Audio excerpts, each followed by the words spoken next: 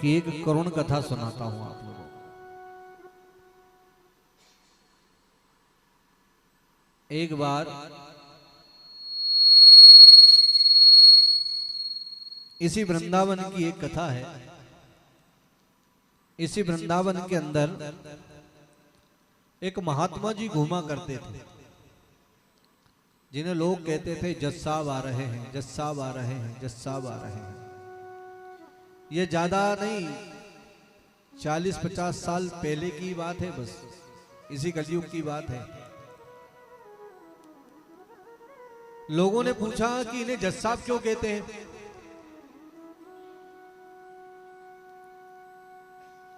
तो एक संत ने कहा ये साधु तो अभी हो गए हैं, पहले ये जज ही थे, ये जज साहब ही थे। तो कि ये साधु क्यों हो गए? तो संत ने बताया कि हुआ ये कि दक्षिण भारत में एक छोटी सी जगह है जहां पर लोक अदालत लगती थी। सच्ची घटना ही है बिल्कुल। वहां पर ये जज थे, तो जैसे लगती है ना छोटी छोटी अदालतें पहले लगती थी और अभी भी लगती हैं, ऐसा नहीं है। तो एक गांव था, उसमें एक बहुत सीधा साधा सा एक भोला सा एक व्यक्ति रहता था, सरल सा आदमी था। उसका नाम था भोला। भोला तो उसका नाम पड़ गया था, वैसे नाम जैसा नाम था ना वैसा ही स्वरूप था उसका, स्वभाव था उसका। वो भोला भाला ही था, क्योंकि वो राम जी के अलावा और किसी को जानता ही नहीं था। और सच्ची बात बताऊं आपको, मैं राम जी के अलावा, कृष्ण के अलावा किसी और को जानना भी नहीं चाहिए। कहते ना नान्यम नेव जाने न जाने। तो वो राम जी के अलावा किसी को जानता नहीं था। गांव में रहता था, रघुनाथ जी का, उस गांव के अंदर रघुनाथ जी का एक मंदिर था। भोला केवट जाति का था। सामान्य परिस्थिति पर उससे जब भी कोई पूछता कि केवट भैया भोले वो बात कैसी है, तो वो एक बात ही कहता था, ऐसे ही कहता था कि मैं कुछ नहीं जानता भैया, रघुनाथ जी जाने जो कुछ जाने, मैं कुछ नहीं जानता। उस केवट के 2 बेटा थे, एक बेटी थी। विवाह के योग्य हो गई थी वो बेटी। तो बेटों ने पिताजी से कहा कि पिताजी हमारे गांव के जो धनी सेठ हैं, आप उनसे कुछ कर्जा ले लीजिए, जिससे कि बहन का विवाह हो जाए होगा, उसके बाद हम सब लोग कमाएंगे और उनका रुपया उन्हें चुका देंगे। केवट गया सेठ जी के पास में और सामान्य दर से, ब्याज की जो भी सामान्य दर स्थिति जो बनी होगी उसके आधार पर वो कर्जा लेकर के आ गया। रुपया लिया, लेने के बाद उस केवट ने बढ़िया अपनी बेटी का विवाह करा, और विवाह करके अपनी बेटी को जैसे ही विदा करा तो वो केवट भी अपने घर से विदा हो गया। मतलब केवट ने भी अपना घर बार छोड़ दिया और कहां पर आकर के रहने लगा? रघुनाथ जी के मंदिर के पास में ही आकर के वो रहने लगा। अब क्या करें, मंदिर में ही सेवा करता था और बस एक ही भाव कि मैं रघुनाथ जी का, रघुनाथ जी मेरे। एक ही भाव रखता था कि ठाकुर हमरे, हम ठाकुर के। बस ऐसी ही भाव रख करके कि सबके ममता ताक बटोरी, मम पद मनहि बंद भर डोरी। ममता किससे बांध दी? भगवान के चरणों से। बेटों ने कमाई करके पैसा दिया केवट को। केवट लेकर के गया सेठ जी के पास में। बेटों ने कहा कि ये आप कर्जा चुका दीजिए। केवट गया और वो पैसा सेठ जी को दिया कि सेठ जी ये आपका रुपया। तो सेठ जी ने क्या किया मालूम? सेठ जी ने पैसा लिया। पैसा लेने के बाद में एक चिट्ठी लिखी बढ़िया कि हाँ केवट ने ये सारा पैसा चुका दिया है। सब लिख दिया और साइन कर दिए, और साइन करके केवट को दिया, ये लो केवट। केवट ने वो पर्ची ली और कहा कि केवट, सेठ जी ने कहा पढ़ो। तो केवट कहता है कि मैं कुछ नहीं जानता, रघुनाथ जी जाने जो जाने। तो यहां पर सेठ जी के मन में पाप आ गया।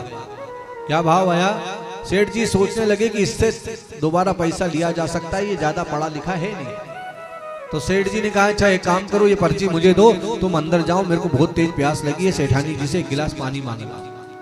अब केवट अंदर गया, वो पानी लेने के लिए इतनी देर में सेठ जी ने क्या करा, उस पर्ची को लेकर के सोचने लगे कि अगर मैं फाड़ करके फेंकूंगा तो पूछेगा कि आपने फाड़ी क्यों, इसलिए उस पर्ची को उसी बही में दबा करके दूसरी ही पर्ची एक बनाई और उसमें बढ़िया कुछ भी हर कुछ लिख करके वो पर्ची केवट को थमा दी। अब केवट तो बड़ा उसी भाव में उस पर्ची को लेकर के आया और रघुनाथ जी के चरणों में रख दी। रघुनाथ जी के चरणों में रखी और फिर वही भाव अपनी वो पर्ची उठाई उसने और जहां पर वो रहता था रघुनाथ जी के चरणों के नीचे उसने वो पर्ची दबा दी, रख दी। और फिर वही भाव सबके ममता दाग बटोरी मम पद मनहि बंद बर डोरी, बस उसी भाव में डूबा रहता था। सेठ जी ने मुकदमा कर दिया इधर। सेठ जी ने मुकदमा करा कि केवट ने रुपया लिया था, चुकाया नहीं है, कहता है चुका दिया है। अदालत में केवट को जाना पड़ा। वही जज जो इस वृंदावन में घूमा करते थे उस लोक अदालत में जज थे। उन्होंने उस जज साहब ने केवट से पूछा, केवट तुमने रुपया दिया था? केवट ने कहा हाँ दिया था। चुका दिया? हाँ चुका दिया। इसका प्रमाण? तो उसने उस केवट ने वो चिट्ठी दे दी, यह सबूत। चिट्ठी जैसे ही देखी तो उसमें कुछ भी नहीं था, कुछ भी नहीं था। जज साहब कहते इसमें तो कुछ लिखा ही नहीं है। केवट रोने लगा, साधारण आदमी बेचारा। रघुनाथ जी जाने मैं तो कुछ नहीं जानता, मैं तो इसे ही रसीद समझा था। जज साहब बड़े दयालु हृदय के थे, दया भाव जागृत हुई तो जज साहब ने कहा तुम रो मत। एक बात बताओ, तुमने सेठ जी को रुपया जब वापस दिया तब तुम्हारे और सेठ जी के बीच में कोई तीसरा व्यक्ति भी था क्या? कोई तीसरा भी था कोई? अब केवट की जो आदत थी, जो स्वभाव था, उसी भाव से केवट वहां पर बोलता है कि सत्य कहता हूं जज साहब, सेठ जी को जब मैंने रुपया वापस दिया तो मेरे और सेठ जी के बीच में सिवा रघुनाथ जी के कोई और नहीं था। सिवा रघुनाथ जी के, सिवा रघुनाथ जी के कोई नहीं था। जज साहब बोले अच्छा ठीक है तुम जाओ, अगली पेशी पर जरूर आ जाना, अगली तारीख दे दी। जज साहब ने समझा कि कोई तीसरा आदमी, रघुनाथ नाम का कोई तीसरा आदमी होगा, तो रघुनाथ जी के नाम पर सम्मन जारी कर दिया। जज साहब ने जैसे ही अपने खर्चे पर रघुनाथ जी के नाम पर सम्मन जारी करा, अब चपरासी पूरे वो सम्मन लेकर के पूरे गांव में पहुंचा। सम्मन लिए लिए घूमे, पूछे भैया रघुनाथ जी नाम का कोई व्यक्ति यहाँ पर रहता है क्या? पूरे गांव में घूम लिया लेकिन रघुनाथ जी के नाम का कोई आदमी नहीं मिला। चपरासी परेशान हो गया, सुबह से शाम हो गई, कोई रघुनाथ जी। तो एक व्यक्ति ने कहा भैया देख, यहाँ पर रघुनाथ जी के नाम का कोई आदमी तो रहता नहीं, लेकिन हाँ रघुनाथ जी का मंदिर जरूर है। तो क्या बता, कोई बता जल्दी कहाँ है? तो उस व्यक्ति को रघुनाथ जी का मंदिर उसने बता दिया। अब वो चपरासी रघुनाथ जी के मंदिर पहुंचा, बाहर पुजारी जी बैठे हुए थे। रघुनाथ जी का मंदिर यही है? बोले हाँ लो ये। पुजारी जी समझ गए, मन ही मन सोचने लगे कि जब ये भगवान ने सम्मान मंगा ही लिया है तो हम वापस करने वाले कौन, इसलिए स्वीकार कर लिया। सिग्नेचर किसने कर दिए? पुजारी जी ने। अब जिसने वो जो चपरासी था उसने सोचा यही रघुनाथ है, यही रघुनाथ है। अब वो तो सम्मान देकर के चपरासी तो चला गया। पुजारी जी ने सम्मान रघुनाथ जी के चरणों में रख दिया और आंखों में आंसू भर करके बोले प्रभु हे दीन दयाल, आपको पोशाक बहुत बार आई होगी, भोग लगाने के लिए तरह तरह के पदार्थ आए होंगे, आभूषण कई बार आए होंगे, लेकिन सम्मान पहली बार आया है प्रभु ये। और भक्त जो ना करे वो थोड़ा है भगवान के लिए। तो प्रभु उस दीन का आपके अलावा और कोई नहीं है, वो किसी को नहीं जानता आपके अलावा। अब उसकी लाज आपके हाथ में है। पुजारी जी ने केवट से कहा, केवट तुमने वहां पर क्यों लिखवा दिया रघुनाथ जी का नाम? तो केवट कहता है, मैंने झूठ क्या लिखाया बताओ पुजारी जी? हमारे और सेठ जी के बीच में सिवा रघुनाथ जी के अलावा और कौन था वहां पर, बताओ। पुजारी जी समझ ठीक है। केवट यही कहता है, किनसे? रघुनाथ जी से, किया नाथ की लाज आज रघुनाथ जी हाथ तिहारे, रघुनाथ जी हाथ तिहारे। कहीं नहीं गया, किसी को जानता ही नहीं है सिवा रघुनाथ जी के अलावा। तारीख के एक दिन पहले पुजारी जी ने केवट से कहा, केवट आज तारीख, कल तारीख है, समय पर पहुंच जाना।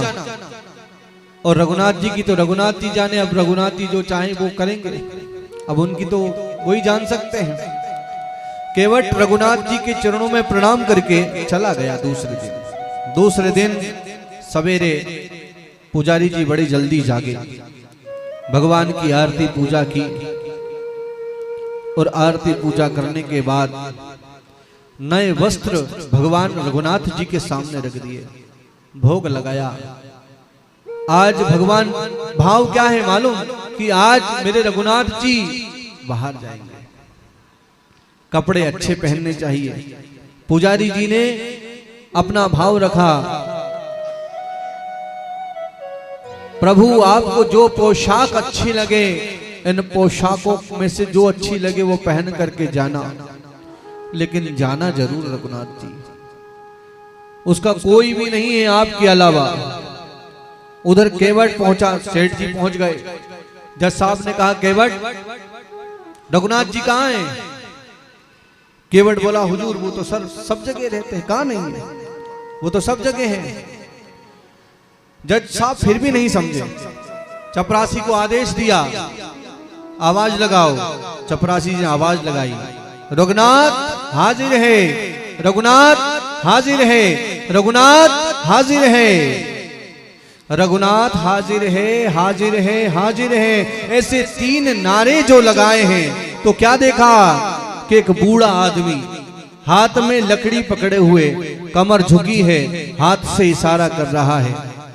कहते हैं हाजिर है, हाजिर है, हाजिर है। ऐसे 3 नारे जो लगाए हैं, चाल लटपटी सी एक वृद्ध की झुकी सी देह, दुपट्टी फटी सी शीश बांधे धर धाए हैं, हाथ माहे छड़ी पड़ी तुलसी की ही माल, माथे पर रोरी चारू चंदन चढ़ाए हैं, और साहब के सामने विनीत चपरासी साथ आज रघुनाथ जी गवाह बनाए हैं,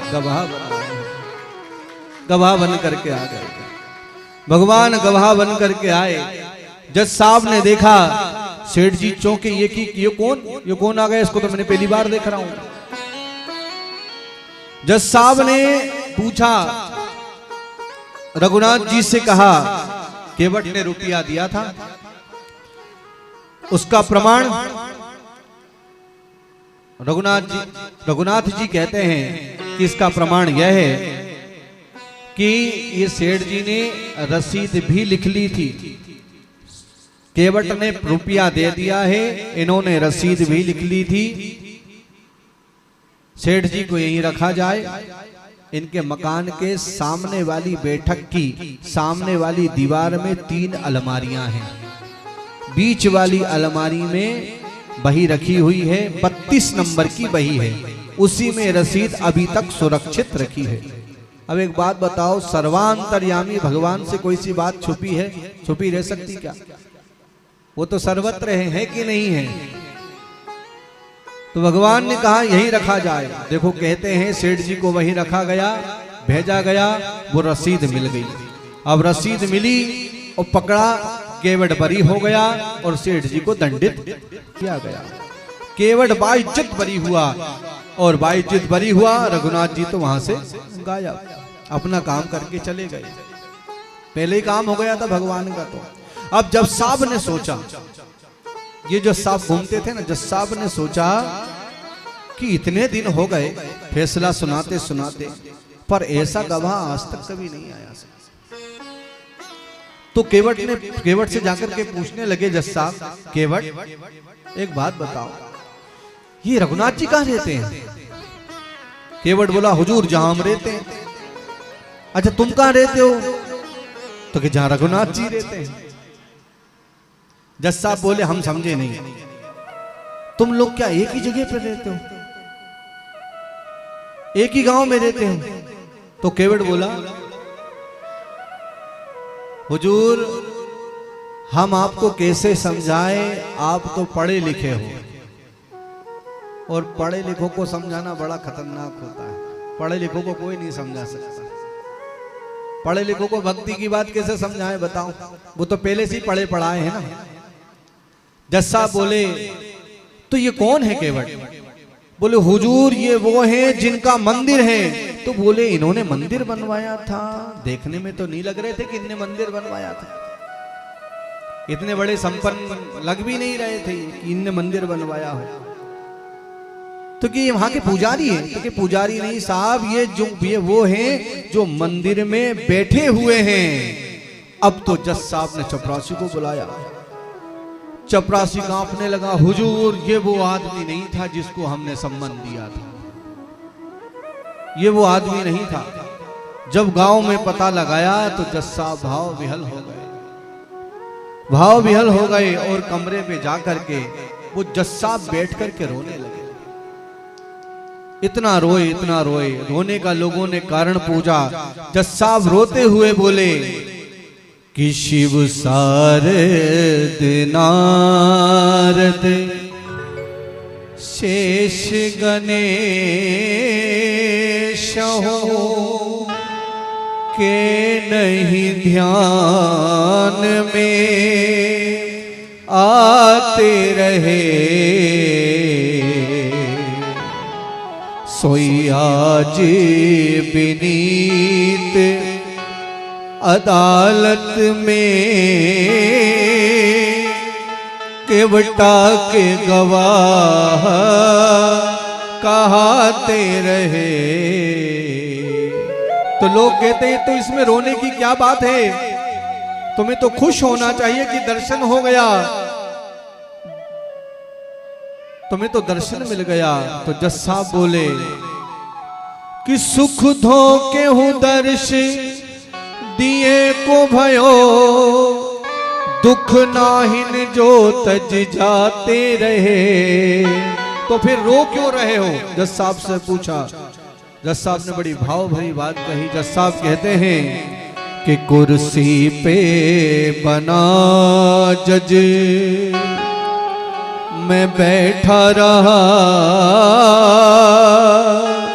कुर्सी पे बना जज मैं बैठा रहा, जगदीश खड़े समझाते रहे। मैं कुर्सी पर जज बना बैठा रहा, और जिनकी अदालत में सबको जाना है वो मेरी अदालत में खड़े खड़े गवाह देते रहे।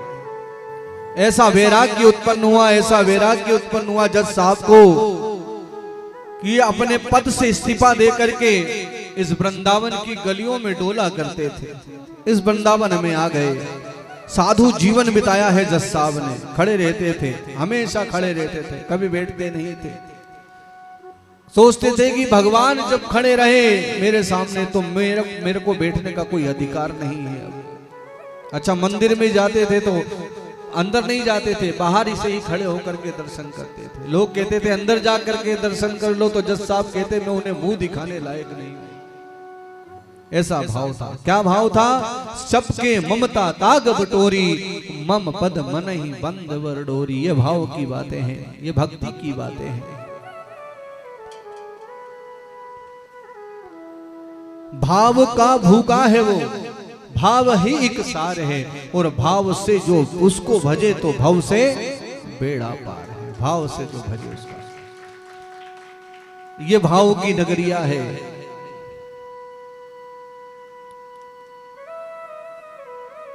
इसलिए कहते हैं कि हमेशा उस परम पिता परमेश्वर से प्रार्थना करनी चाहिए